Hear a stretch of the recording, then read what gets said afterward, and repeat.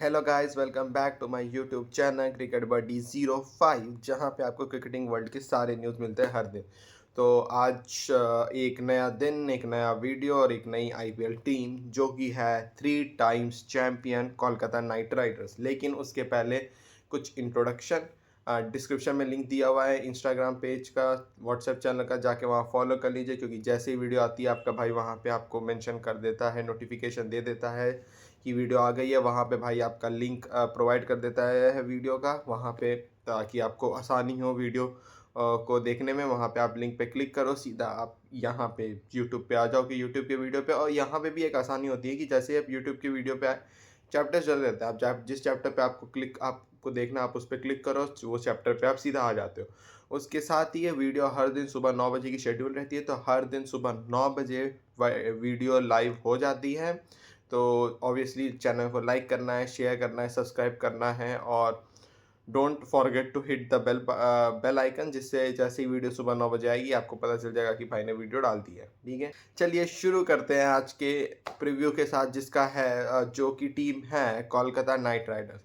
Obviously Kolkata night Riders 3 साल की champion, और तीनों बार गौतम गंभीर का बहुत बड़ा हाथ रहा है, 2012 में और 2014 में गौतम गंभीर की कैप्टेंसी में, और 2024 आफ्टर ए टिकट गौतम गंभीर द मेंटोर। ठीक है, लेकिन वहाँ पे भी आपको नहीं भूलना होगा कि उस समय श्रेयस अय्यर का बहुत बड़ा कंट्रीब्यूशन था, उसे वो क्रेडिट नहीं मिलता है जो मिलना चाहिए। लेकिन भाई आया है ना, तो बता के जाएगा कि क्या करना है, कैसी है, क्या टीम है, क्या स्ट्रेंथ्स है, क्या वीकनेसेस है, कैसे टीम कहाँ तक जाएगी, टीम सारी चीज़ें भाई कवर अप करेगा। तो चलो शुरू करते हैं आज के वीडियो के साथ, जहाँ पे हम बात करेंगे पहले कोलकाता नाइट राइडर्स के बैट्समैन की, जो कि शुरू होता है अजिंक्य रहाणे द कैप्टन। हाँ, अजिंक्य रहाणे कैप्टन है।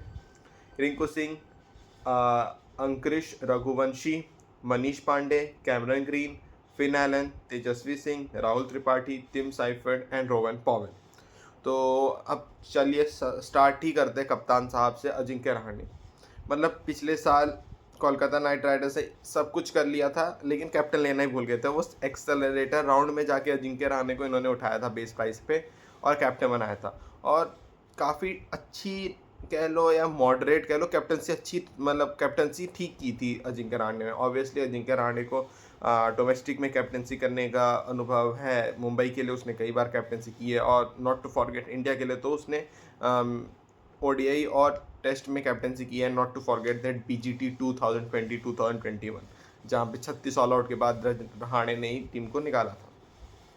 तो रहाणे एक बहुत इंपॉर्टेंट क्रूशल प्लेयर हो जाता है, क्योंकि आज की जो T20 आ रहा है ना, वहाँ पे बस मारना रहता है, लेकिन आपको एक ऐसा प्लेयर जरूर चाहिए रहता है जो कि आपको एंकर कर सके इनिंग्स, और Ajinkya Rahane is that person. ठीक है, अजिंक्य रहाणे का ऑब्वियसली करियर 2023 में रिवाइव हुआ, T20 career, the way he played for CSK। लेकिन उसके बाद CSK ने उसे 2024 में अच्छा नहीं हुआ तो जाने दिया। 2025 में रहाणे को खरीदा कोलकाता नाइट राइडर्स ने, और रहाणे ने काफ़ी डिसेंट परफॉर्मेंस दिया है। बल्ले से भी बैटिंग से भी बात करें तो काफ़ी अच्छा परफॉर्मेंस रहा था पिछले साल रहाणे का। और कैप्टनसी में तो फिर कोई जवाब ही नहीं है रहाणे का। कैप्टनसी में तो आप डाउट नहीं कर सकते, और this is the reason why Rahane is still the captain of Kolkata night Riders. आप खुद दिमाग लगाओ, अगर कैप्टनसी अच्छी नहीं हुई होती रहाणे से तो कोलकाता उसे रिटेन नहीं करती ना। बात कैप्टनसी छोड़ो, रिटेन नहीं करती, उसे जाने देती। ठीक है, लेकिन कोलकाता ने नहीं किया। तो आप ये मान सकते हो कि इस साल रहाणे अच्छा करेगा कैप्टनसी में। आप थोड़ा सा ना बाकी सारे कैप्टन से ना रहाणे को एक स्टेप आगे रख सकते हो, क्योंकि उसे कैप्टनसी का अनुभव है, और प्लस उसे पता है कि कैसे अपने बॉलर्स को रोटेट करना है। ठीक है, ये नहीं है कि कैप्टनसी किसी की भी बस की बात है, वो भी एक आर्ट होती है कैप्टनसी करना, और रहाणे काफ़ी अच्छा आर्टिस्ट आप कह सकते हो इस मामले में। उसके बाद आता है रिंकू सिंह।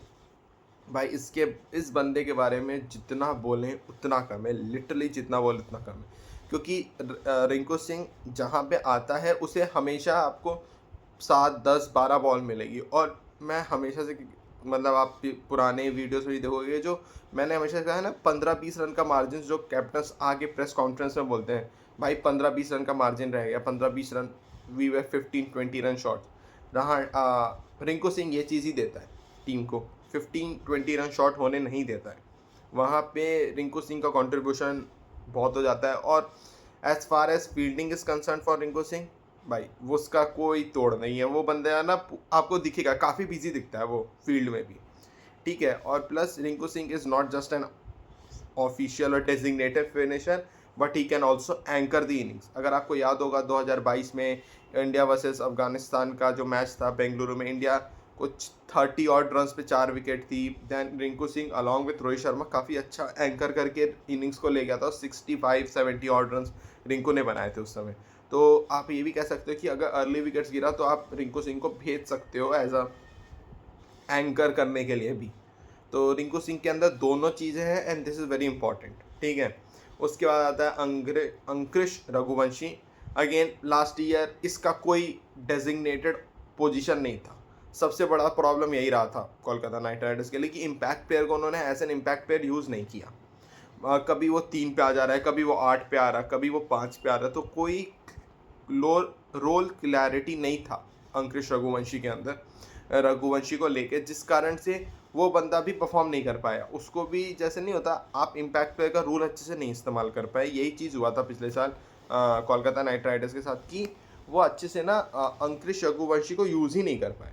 तो ये बहुत इंटरेस्टिंग होगा देखने में कि इस साल कैसे अंकुश रघुवंशी को यूज़ करते हैं, क्योंकि जो टाइटल विनिंग ईयर था 2024 उसमें रघुवंशी ने बहुत अच्छा किया था, ठीक है। उसको जो पोजीशन था डेजिग्नेटेड पोजीशन 4-5 ये था, तो वो उसको पता था और उसने काफ़ी अच्छा स्ट्राइक रेट से रन्स भी बनाए थे 24 में।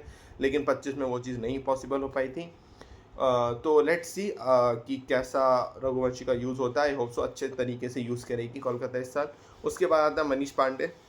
Again Manish Pandey is not gonna be that first choice playing 12 में होगा। ऑब्वियसली इम्पैक्ट में आप देख सकते हो प्लेयर की लिस्ट में, लेकिन प्लेइंग 12 में तो नहीं होगा। ऑब्वियसली 2012-2014 के टाइटल विनिंग कैंपेन में मनीष पांडे का बहुत बड़ा हाथ रहा है, लेकिन it's a more than a decade ago बात, ठीक है। ये 10-12 और 14 साल पुरानी बातें हैं, तो वो चीज़ को लेके आप नहीं खेल सकते हो, क्योंकि T20 क्रिकेट बहुत आगे तेज़ी से जा रहा है and the kind of player Manish Pandey वो काम रघुवंशी भी करके दे ही रहा है आपको। तो मनीष पांडे को लेके तो मेरे को नहीं लगता भी कि वो खेलेगा। उसके बाद आता है कैमरन ग्रीन। सरप्राइज बैट्समैन में दिया है लेकिन ये बॉलर है। कैमरन ग्रीन को कितने में ख़रीदा है कोलकाता नाइट राइडर्स में? लेट मी चेक कि कैमरन ग्रीन कितने में गया है। IPL प्राइस, हाँ देखता है कैमरन ग्रीन को कितने में ख़रीदा है। लेट मी चेक कि कितने में ख़रीदा है। ओ भाई बता दो कितने में ख़रीदा है। कुछ सबसे महंगा प्लेयर गया है कैमरन ग्रीन, ठीक है। 2026 प्राइस 25 करोड़ में, वेयर इज, हाँ 25.20 करोड़ में गया है, लेकिन उसे मिलेंगे मैक्सिमम ऑफ 18 करोड़, ठीक है। 25.2 करोड़, ऐसे 25 होगा मेरे हिसाब से अगर मैं गलत नहीं होता, ठीक है। तो Cameron Green the player to watch out for.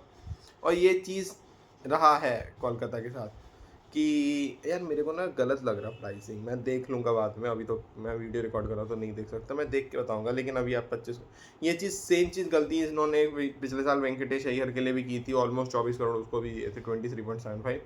लेकिन चलो Cameron green much much much better option. लेकिन इसका मतलब है कि अगर कैमरन ग्रीन इतना बड़ा प्राइस टैग लेके आ रहा है then he needs to perform. मतलब उसको 4 मैच तो अपने बलबूते पे जिताने, चाहे वो बैटिंग से हो चाहे वो बॉलिंग से हो। कैमरन ग्रीन को 4 मैच तो मिनिमम, मैं बता रहा हूँ मिनिमम 4 मैच तो उसको जिताने ही होंगे अपने बलबूते पे। तो ये देखने लायक होगा कि कैमरन ग्रीन यहाँ से कैसे मतलब करता है, क्योंकि कैमरन ग्रीन को लेके काफ़ी सवालिया निशान रहे हैं कि वो बॉलिंग करेगा नहीं करेगा। अगर बॉलिंग नहीं करेगा तो फिर 25 करोड़ देना क्या वैलिड है। तो ये सारी चीज़ें हैं कैमरन ग्रीन को लेके एंड आई होप सो कि, लेकिन बात वही है ना कि अभी जब इनकी प्लेइंग 11 बनेगी ना, आप देखोगे सारे टॉप ऑर्डर बैट्समैन। और कैमरन ग्रीन एक डेजिग्नेटेड फिनिशर नहीं है। अगर आप देखोगे रसल के रिप्लेसमेंट तो कैमरन ग्रीन नहीं हो सकता फॉर श्योर, क्योंकि रसल अलग एलिमेंट लाता था, कैमरन ग्रीन अलग चीज़ लाता है। तो आई होप सो कि कैमरन ग्रीन अच्छा करे, ठीक है। बस 1-2 मैच मत चलना, if you know you know, ठीक है। उसके बाद आता है टिम साइफर्ड और फिन एलन। इन दोनों की मैं एक साथ बातें करूंगा। और इनके बारे में बात क्या करना, आपने अभी recently concluded T20 world cup में देखा है कि ये दोनों अगर साथ में खेलें या दोनों खेल जाएं या एक भी खेल जाए, 6 ओवर में मैच खत्म है बॉस। चाहे आप सेमी फाइनल देख लो वर्ल्ड कप का, जहाँ पे साउथ अफ्रीका को इन्होंने कच्चा चबाया और डकार भी नहीं मारा।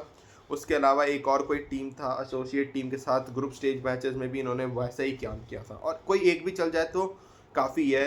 और दोनों विकेट कीपर बैट्समैन है, तो इनके पास एक वो ऑप्शन भी बहुत अच्छा हो गया कि ऊपर ही विकेट कीपर मिल गया तो आपको इंडियन विकेट कीपर्स देखना ही नहीं है। आपने बैकअप में ऑब्वियसली रखा हुआ है एक तेजस्वी सिंह को, लेकिन उसकी ज़रूरत नहीं पड़ेगी क्योंकि टिम साइफर्ड और फिन एलन। लेकिन सबसे बड़ा क्वेश्चन है कि टिम साइफर्ड और फिन एलन दोनों एक साथ खेल सकते हैं। ये चीज़ बहुत एक क्या बोलते हैं ना, कोलकाता नाइट राइडर्स के लिए चैलेंजिंग होगा कि कौन से वो 4 ओवरसीज प्लेयर होंगे और कैसे ये दोनों का क्या दोनों एडजस्ट हो पाएंगे, लेट्स सी। ठीक है, क्योंकि ये दोनों ऊपर वाले बैट्समैन हैं। Being Cameron green the most expensive player, आप उसको 14 मैच तो दोगे ही दोगे। तो एक बच गया सुनील नारायण, लेट्स सी क्या होता है।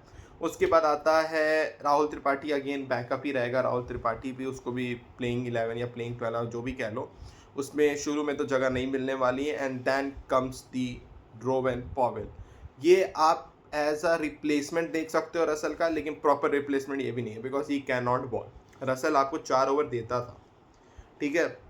और again West Indies blood, West Indian है तो भाई उठा मारता ही है। और ये भी ऐसा बंदा है ना कि अगर 6 बॉल में 30 रन चाहिए तो ये बंदा मैच को तब भी खींचता है, वो ले जाता है। और भाई बैट स्विंग बहुत तगड़ा है इसका, रसल जैसा ही है लेकिन बैट स्विंग बहुत तगड़ा है, जिस कारण से ये एक बहुत अच्छा towards the and Rinku Singh को बहुत अच्छा कॉम्प्लीमेंट करेगा फिनिशिंग लाइन पे। क्योंकि अब आप क्या, कोई ना कोई चाहिए ना, आप एक प्लेयर पे तो डिपेंड नहीं कर सकते रिंकू सिंह पे कि वो सारे मैचेस आपको फिनिश करके दे। तो रोवेन पॉवेल एक बहुत अच्छा एडिशन रहा है कोलकाता नाइट राइडर्स के लिए, क्योंकि फिनिशिंग रोल में वो अच्छा कर सकते हैं। और जहाँ तक अगर आप ये देखोगे तो रोवेन पॉवेल भी तो आया ही था ना अभी recently concluded T20 world cup में, और आप देख लो परफॉर्मेंस, डिसेंट परफॉर्मेंस रहा है, बहुत ज़्यादा ख़राब भी नहीं रहा है, बहुत ज़्यादा अच्छा भी नहीं रहा है। लेकिन जो चीज़ इससे चाहिए वो चीज़ें प्रोवाइड कर सकता है कोलकाता नाइट राइडर्स को।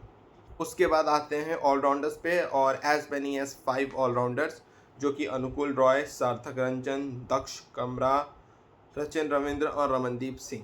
तो ऑलराउंडर्स में आप देख लो, रमनदीप सिंह एक हो सकता है जिसको आप रेगुलरली प्लेइंग 11 में देखोगे, और रमनदीप सिंह ने काफ़ी अच्छा किया है। इनफैक्ट 2024 में जब T20 IPL Kolkata night Riders जीती तो इसका T20 डेब्यू भी हो चुका है। For a kind information, Ramandeep Singh एक कैप्ड प्लेयर है क्योंकि उसका T20 डेब्यू हो चुका है। लेकिन अगेन हार्दिक पांड्या के साथ हार्दिक पांड्या था, लेकिन इसको हार्दिक पांड्या का बैकअप के लिए भी नहीं तैयार किया गया। और उसके बाद वो 1 साल बाद जब गौतम के भी था तब भी इसको आप नहीं देखे थे कि वो रेगुलरली टीम में खेल रहा था, ठीक है। तो रमनदीप सिंह को आप एक है जो कि आपको बॉलिंग प्रोवाइड कर सकता है। उसके अलावा आप देखो तो सचिन रविंद्र अगेन बैकअप है, नहीं खेलेगा, स्टार्टिंग 11 स्टार्टिंग 12 में नहीं होगा, ठीक है। मैं तो इम्पैक्ट प्लेयर में भी सचिन रविंद्र को नहीं देख रहा हूँ, ठीक है। उसके अलावा और कुछ है नहीं, सार्थक रंजन, दक्ष कमरा या अनुकूल रॉय को आप देख सकते हो कभी ना कभी at the later stage of the tournament, आप अनुकूल रॉय को खेलते हुए देख सकते हो, लेकिन शुरू में तो नहीं। उसके बाद आते हैं बॉलर्स, और कितने बॉलर्स हैं, 8 बॉलर्स हैं। जहाँ पे बॉलर्स की बात करें तो ब्लेसिंग मुजरबानी, वैभव अरोड़ा, मतीशा पतिराना, कार्तिक त्यागी, प्रशांत सोलंकी, आकाशदीप, हर्षित राणा, उमरान मलिक, सुनील नारायण और वरुण चक्रवर्ती। अगर बात करें, पहले हर्षित राणा की बात कर लेते हैं। Harshit Rana has been ruled out of the IPL 2026, और ये एक बहुत बड़ा ब्लो है कोलकाता नाइट राइडर्स के लिए। पहले वो वर्ल्ड कप से बाहर हुआ तो सबको लगा कि एक माइनर सी इंजरी है, 1 महीने में ठीक हो जाएगा, तो he will be back for the IPL। लेकिन न्यूज़ आ चुकी है कि हर्षित राणा रूल्ड आउट हो चुके हैं IPL से। उसके बाद अगर देखा जाए तो एक बड़ा मतलब पहले इसकी बात कर लेते हैं हर्षित राणा की। अगर देखा जाए तो हर्षित राणा का ब्लो बहुत बड़ा है, क्योंकि एक इंडियन फास्ट बॉलर था जो कि 9th पे आके 8th पे आके आपको हैंडी रन देता था। और ये चीज़ आपको बहुत ज़्यादा हो सकता है कि कोई 1-2 मैच में लगे हर्षित राणा की कमी आपको खले, क्योंकि अगेन डेथ मतलब आखिरी में आके 10-12 रन देना, 10-12 रन टीम के लिए बनाना, और मिडिल ओवर्स में ही आप देखोगे तो हर्षित राणा का ज़्यादा इस्तेमाल रहता है, पावर प्ले में नहीं। तो ये चीज़ है देखने लायक कि कैसे क्या टीम कॉम्बिनेशन बैठता है हर्षित राणा के बिना, क्योंकि कोलकाता नाइट राइडर्स ने ये भी क्लियर कर दिया कि they are not looking for the replacement of Harshit Rana. तो इसका मतलब कि कोई रिप्लेसमेंट नहीं होगा। उसके बाद अगर बात करें ब्लेसिंग मुजरबानी की, भाई ये एज अ क्या बोलते हैं ना, बैकअप ओवरसीज बॉलर है महीशा पथिराना का। पथिराना को ऑब्वियसली 18 करोड़ में ख़रीदा था कोलकाता नाइट राइडर्स में, लेकिन अभी पथिराना से पहले ब्लेसिंग मुसरबानी की बात कर लेते हैं। तो मुसरबानी को आप देख सकते हो खेलते हुए, क्योंकि पथिराना नहीं है। और जिस तरीके से लाया गया है मुसरबानी को सबको पता है, वो फिज को हटा के इसको ला के। और एक चीज़ है, ये काफ़ी अच्छा बॉलर है। भले ये जिम्बाब्वे से आ रहा है लेकिन ये काफ़ी अच्छा बॉलर है। इसने थूक के आया पीएसएल पे, थूक किया है इसने पीएसएल पे, भागो बट नहीं खेल रहा। पिछले साल भी आरसीबी के साथ था, 2025 में भी रिप्लेसमेंट ही आया था। ठीक है, तो हो सकता है कि मुजरबानी का आईपीएल डेब्यू हो जाए इस साल। और काफ़ी अच्छा बॉलर है, ये स्विंग कराता है बॉल को। आप देखो कि जिम्बाब्वे के लिए भी इसने काफ़ी अच्छा किया, जो ऑस्ट्रेलिया मैच जीता उसमें भी इसका बहुत बड़ा हाथ था, और डेथ में भी आके यॉर्कर से इसकी अच्छी डलती है। तो एक अच्छा एडिशन है कोलकाता नाइट राइडर्स के लिए, जो कि मदद करेगा कोलकाता को आगे चलते हुए। और आई होप सो कि इसको मौका मिल जाए। इसके बाद बात करते हैं महीशा पथिराना की, जो कि इंजर्ड है। सुपर 8 वाले मैचेस से ही श्रीलंका के लिए बाहर हो गया था, और अभी भी क्लैरिटी नहीं है कि पथिराना खेलेगा ही खेलेगा। तो कोलकाता थोड़ा सा अभी इंजरी हिट टीम लग रही है, लेकिन पथिराना 18 करोड़ में जो बिका है, वो भाई वो 18 रन प्रति ओवर भी देगा, हम सीएसके फैंस जानते हैं। ठीक है, हमने देखा है वो 2024 में भी, 2025 में तो हालत ही ख़राब थी हमारी। तो पथिराना का बहुत अनप्रिडिक्टेबल है भाई वो Pathirana, that's why CSK moved on from him. और again my point of view, from my perspective, he doesn't deserve 18 crore. 8-9 crore से ज़्यादा तो पथिराना को नहीं मिलना चाहिए था, लेकिन चलो ठीक है, बहुत बिट किया कोलकाता ने। कोलकाता को चाहिए था एक बॉलर, लेकिन अगेन जो बॉलर मिला वो अभी इंजरी है, कोई क्लैरिटी नहीं है पथिराना के इंजरी पे कि वो पूरा सीज़न तो नहीं खेल रहा, ये तो कंफर्म है, लेकिन कितने मैचेस खेलेगा ये भी देखने लायक होगा। ठीक है, उसके बाद अगर बात करें इंडियन फास्ट बॉलर्स की, तो वैभव अरोड़ा है। वैभव अरोड़ा काफ़ी पिछले 2 सालों से कोलकाता के साथ है और डिसेंट परफॉर्मेंस किया हुआ है, तो इस साल वो चीज़ कंटिन्यू रहेगी वैभव अरोड़ा के साथ। लेकिन इस बार कोलकाता नाइट राइडर्स चाहेगी कि थोड़ा और जिम्मेदारी के साथ वैभव अरोड़ा खेले, और टीम के इस बार क्रॉस द लाइन ले जाए अपनी बॉलिंग से। ठीक है, बाकी वैभव अरोड़ा हर्षित राणा काफ़ी सिमिलर ही बॉलर है, लेकिन वैभव अरोड़ा ओपनिंग मतलब क्या कह सकते हो ना, पावर प्ले में करता है और मिडिल ओवर्स में करके ख़त्म कर देता है। तो वैभव अरोड़ा के साथ ये चीज़ है। अगेन कार्तिक त्यागी, आकाशदीप बैकअप है, लेकिन मैं आकाशदीप को पर्सनली चाहता हूँ कि उसको खेलते हुए देखा जाए। जहाँ पे अब हर्षित राणा नहीं है, तो परफेक्ट रिप्लेसमेंट भी है आकाशदीप हर्षित राणा का, क्योंकि पावर प्ले में वो बॉलिंग करेगा और वो हैंडी रन्स बना सकता है Akashdeep. Kartik Tyagi again backup bowler ही रहेगा। Prashant Solanki same goes with him, कि वो भी एक बैकअप स्पिन रहेगा। वरुण चक्रवर्ती का, अब अगर हम बात कर ही रहे हैं तो वरुण चक्रवर्ती पे आ जाएँ। Number 1 T20 international bowler Varun Chakravarthy. Mystery रहा है वरुण चक्रवर्ती का, लेकिन ये मिस्ट्री को हिस्ट्री बनते भी देखा गया है। मतलब T20 वर्ल्ड कप में ठीक था, हाईएस्ट विकेट टेकर था अलॉन्ग विद बुमराह, लेकिन टीमें पड़ी हैं इसको बहुत मार पड़ी है। और अगेन पिचेस वैसी मिलेंगी जिसमें जब ये मार खाया है, तो वैसी पिचेस इस बार भी मिलेंगी। तो टीमें टैकल करके आएंगी, लेकिन ये अगेन बहुत शातिर बॉलर है, तो ये ना पकड़ लेगा बॉल बैट्समैन को कहीं ना कहीं, क्योंकि स्पिन ट्विन जो होता है ना, वरुण चक्रवर्ती के 4 ओवर, सुनील नारायण के 4 ओवर, ये दोनों मिला के 8 ओवर जो करते हैं ना, ये डिसाइड करते हैं कि कोलकाता नाइट राइडर्स का दिन कैसा जाएगा। कभी कभी तो वरुण चक्रवर्ती मार भी खा जाता है, लेकिन सुनील नारायण तो नहीं। ठीक है, तो वरुण चक्रवर्ती को देखना पड़ेगा। आप वरुण चक्रवर्ती को most of the time impact player ही देखोगे, क्योंकि उसकी बैटिंग की जरूरत पड़ेगी नहीं। तो वो चीज़ है। अगर स्पिन ट्विन की बात हो रही है, तो हम चलते हैं सुनील नारायण की तरफ। और भाई सुनील नारायण तो आप बॉलर में रखो, लेकिन ये प्रॉपर ऑलराउंडर है, क्योंकि ये आपको बैटिंग करके भी देगा, इनफैक्ट ओपनिंग भी करेगा। इसीलिए टिम सैफर्ड और फिन एलन साथ खेल पाएंगे कि नहीं, ये एक बड़ा क्वेश्चन रहेगा कोलकाता के लिए।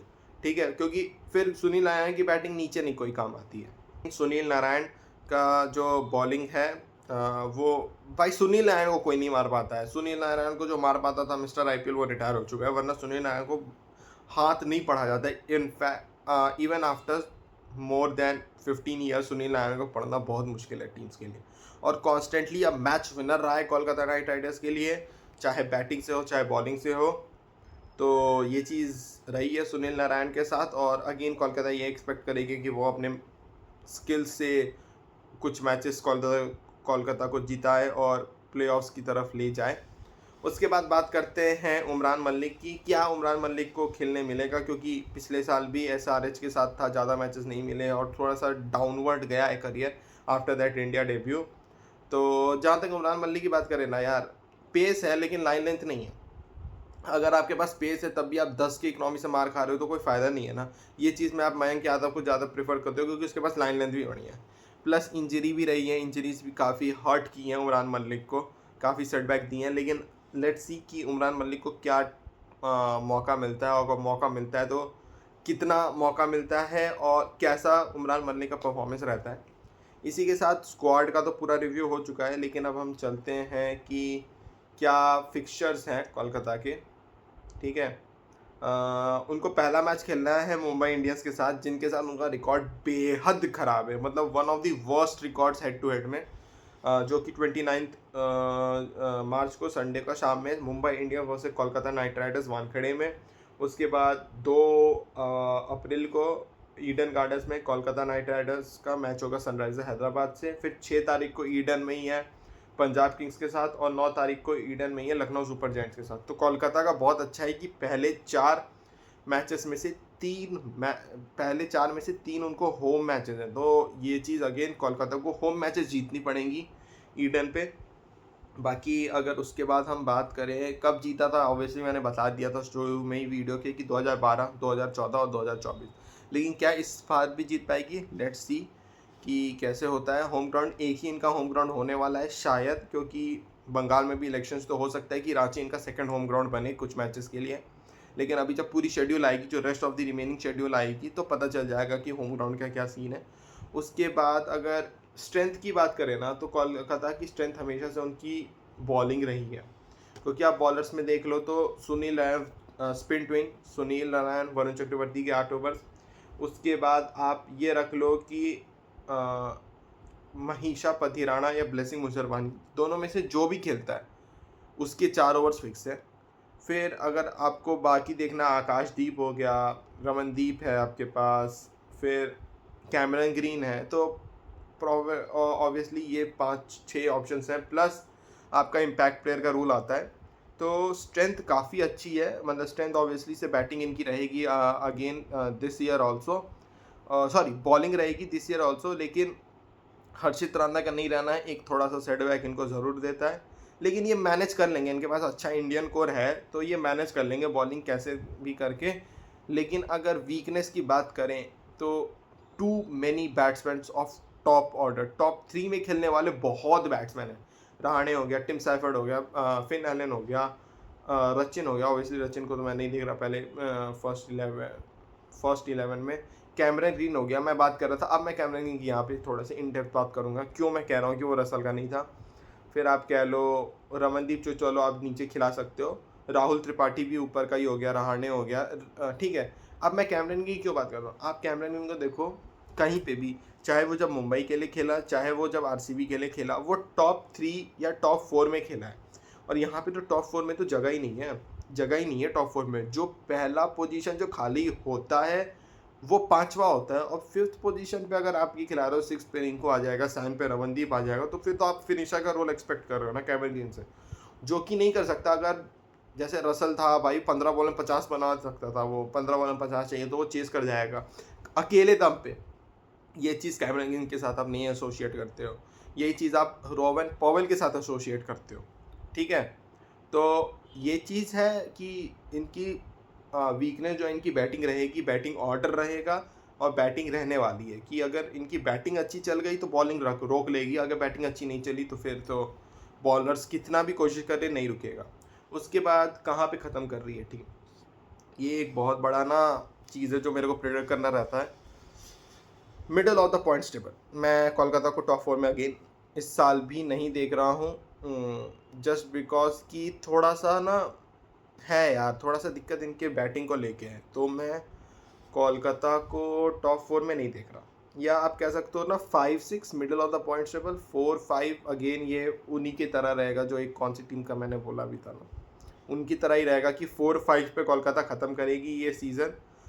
बहुत ज़्यादा बहुत अच्छा खेल गए तो ये क्वालिफाई कर जाएंगे, वरना 4-5 4-5 या 4-5-6, ये तीनों में से ही कोई एक रहेगा। तो मैं नहीं देख रहा कोलकाता को, पर्सनली नहीं देख रहा। बहुत छोटे मार्जिन से कोलकाता बाहर होगी इस आईपीएल से। तो ये अगर हम प्लेइंग 11 की बात करें, कोलकाता की प्लेइंग 11 कैसे हो सकती है, तो आप देखोगे कि पहले तो टिम साइफर्ड या फिन एलन में से कोई एक हो जाएगा। उसके बाद आप सुनील नारायण को देखोगे ओपनिंग करते हुए। उसके बाद 3 पे रहाणे आएगा, तो 4 पे आप रघुवंशी को रखोगे, ठीक है। अगर आप 4 पे रघुवंशी को रख रहे हो तो 5 पे आपका कैमरन ग्रीन हो रहा है, 6 पे रिंकू सिंह, और फिर अगर आप देखोगे 7 पे रमनदीप, 7 पे रमनदीप हो जाएगा। इनके 2 ओवरसीज़ हो चुके हैं। फिर मैं रोवेन पॉवेल को ऑब्वियसली रखूँगा, पॉवेल को भी मैं रखूँगा ही इनके स्क्वाड में। फिर आपका आ गया पथिराना या मुजरबानी में से कोई एक, ठीक है, मुजरबानी में से कोई एक आ जाएगा। उसके अलावा वैभव अरोड़ा, ज़रूर अरोड़ा जी तो ज़रूर खेलेंगे। फिर वरुण चक्रवर्ती भी हो गया, ठीक है। और एक जो आपका इम्पैक्ट प्लेयर होगा वो या तो आकाशदीप हो सकता है या तो उमरान हो सकता है। ये दोनों में से आप किसी एक को देख सकते हो खेलते हुए। ऑब्वियसली आप देख सकते हो इन दोनों में से कोई एक खेलेगा आपका एज एन इम्पैक्ट प्लेयर, क्योंकि अब यहीं पे मैं वही चीज़ बात कर रहा था जो चीज़ मिस हो गई थी, मतलब जो चीज़ मैं बात कर रहा था, ग्रीन को कैसे यूटिलाइज़ करते हैं।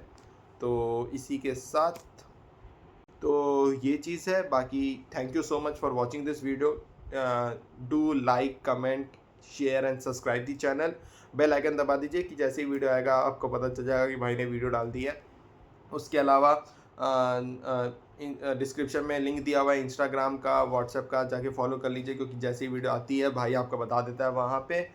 तो उसके बाद आप वहाँ पे लिंक पे क्लिक करके सीधा यूट्यूब वीडियो पे आ जाते हो, जो कि भाई ने डाली रहती है। तो thank you so much for watching the video. Thank you.